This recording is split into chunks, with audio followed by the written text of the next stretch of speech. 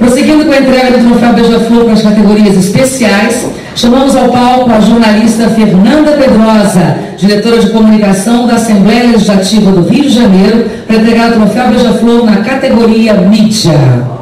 Leila, claro, querida Leila. Então vem, Leilinha.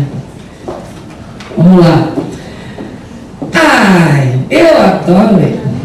Ele é escritor, ele é jornalista, roteirista, diretor de curta-metragem, com um olhar super sensível para o trabalho social. Uma pessoa, nossa, eu sou super suspeita, eu conheci há um tempão e acho ele o máximo. Bom, o Ednei Silvestre apresenta o quadro Bate-Papo com o Ednei Silvestre no telejornal RJTV, primeira edição, que vai ao ar aos sábados na RJTV, primeira edição. Através de apurado trabalho jornalístico, o quadro hoje é, incontestavelmente, uma importante ação jornalística voltada para a cidadania, educação e consciência, onde a gente entrevista pessoas conhecidas ou anônimas que estão dando alguma contribuição à comunidade onde elas vivem. Para receber o troféu Beija-Flor na categoria mídia, ninguém melhor que o próprio, né, querido Ednei Silvestre.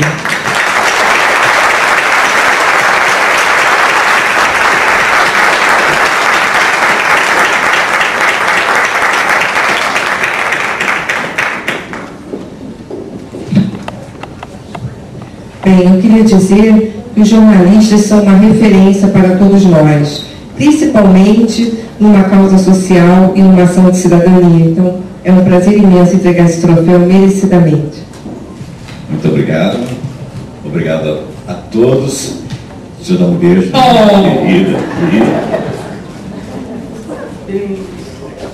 Se vocês me permitem, eu queria chamar meus colaboradores, meus amigos, Bruno Catoni e Luiz Vale, que somos mesmo uma equipe, não é demagogia, não.